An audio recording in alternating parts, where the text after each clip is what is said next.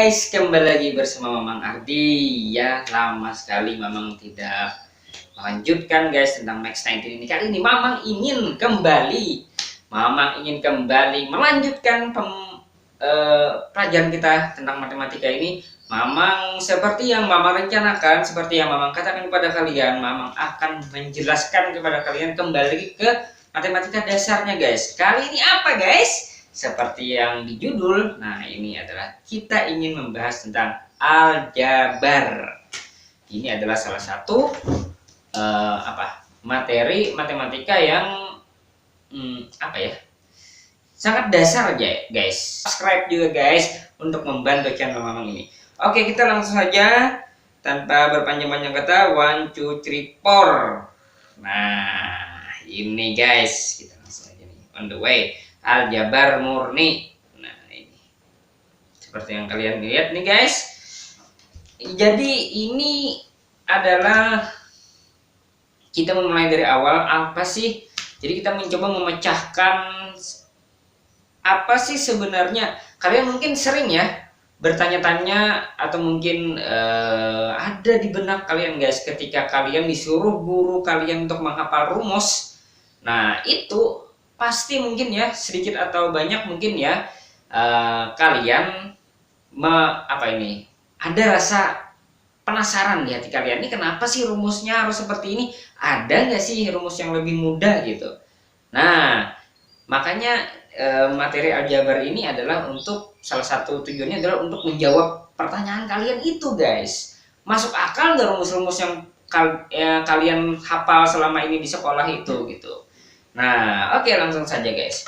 Yang pertama ceritanya seperti ini guys. Mamang mulai bercerita ya. Ini aksioma satu-satu kita punya di sini. Aksioma itu guys adalah suatu kesepakatan bersama guys. Nah tidak sesuatu yang tidak dibuktikan lagi guys, karena mungkin keterbatasan juga para ilmuwan untuk membuktikan ini. Jadi dianggap ini adalah suatu kesepakatan bersama. Apa itu sistem bilangan real? Nah salah satunya kekhususan atau spesialitas atau ciri khas dari sistem bilangan real itu adalah dia mempunyai sifat-sifat yang namanya aksioma lapangan guys. Nah ini mari kita lihat saja. Untuk setiap X, Y, Z anggota R itu ternyata berlaku komutatif. Nah ini namanya komutatif guys.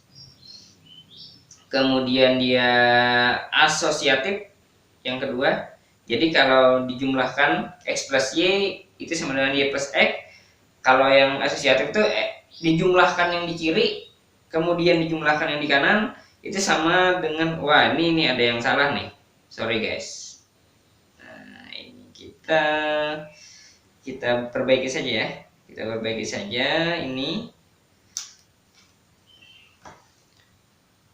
X. Nah seperti ini guys. Jadi di kiri sama di kanan itu terserah saja kalian mau menjumlahkan di kanan dulu atau menjumlahkan yang di kiri dulu. Tapi guys, nah ini yang perlu kalian ketahui adalah penjumlahan itu adalah operasi dari dua bilangan. Jadi pada asasnya guys, pada dasarnya penjumlahan itu hanya bisa menghasilkan, jadi dia adalah dari dua bilangan menghasilkan satu bilangan. Jadi dua bilangan ya input dari penjumlahan itu, penjumlahan dasar ya, tidak bisa lebih dari itu. Sebenarnya awalnya seperti itu guys ceritanya. Makanya nah ini kalau kalian belajar struktur aljabar lagi itu ada yang namanya operasi biner. Nah operasi biner tuh salah satunya adalah yang paling terkenal adalah penjumlahan ini. Jadi ketika misalnya ada pertanyaan ya, berapakah X plus Y plus Z gitu.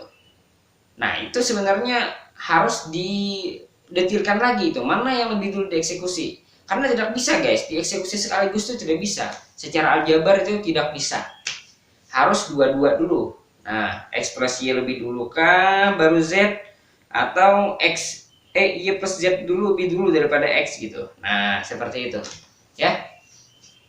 Selanjutnya ada bilangan yang namanya 0 guys. Nah kalian sudah tahu lah 0 itu seperti apa ya, 0 yang seperti kalian kenal lah. Nah itu kalau dijumlahkan dalam bilangan lain dia akan menghasilkan bilangan lain itu sendiri. Nah, itu 0 ya. Kalian sudah tahu lah, itu mudah lah itu. Kemudian ada bilangan negatifnya dari bilangan tersebut. Ini ya. Jadi ketika kita ambil bilangan X, katakanlah, pasti ada negatif X-nya yang kita dapatkan. Misalnya berapa ya? 10 misalnya. Negatif 10 ada. Negatif 1. Negatif dari negatif 1 adalah 1.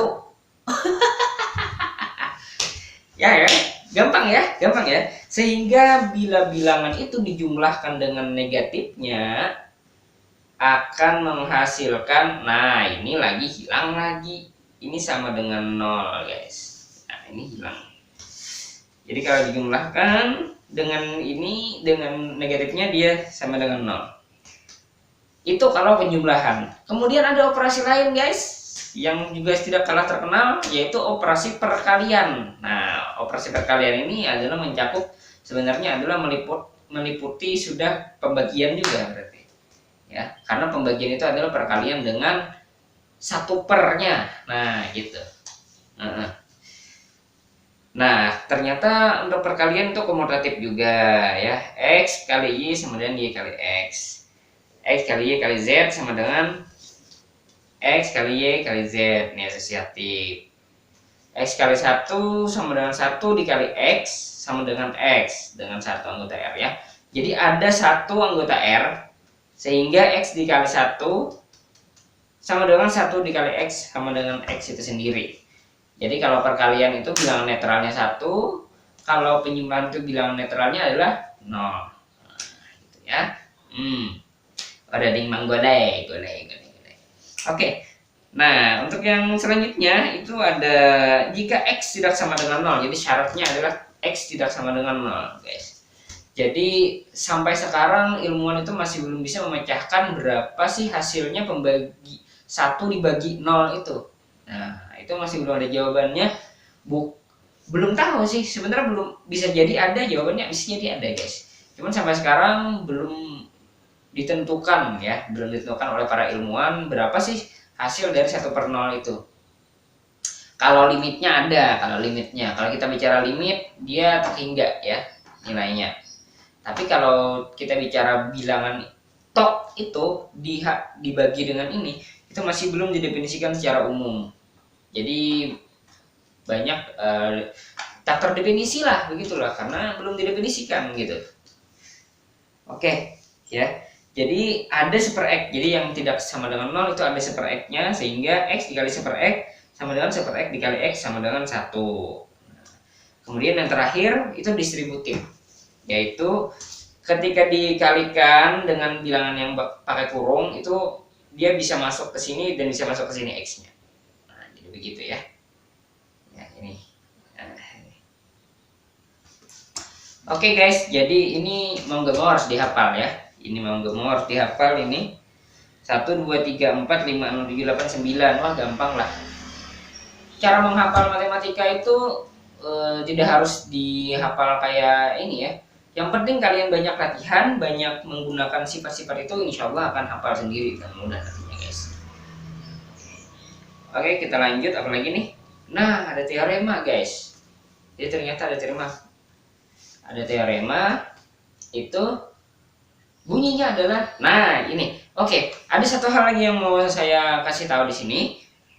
Jadi kita yang kalian perlu hafal itu bukan hasilnya ya guys, tapi yang kalian perlu hafal itu adalah sifatnya ini. Nah, bentuknya ini.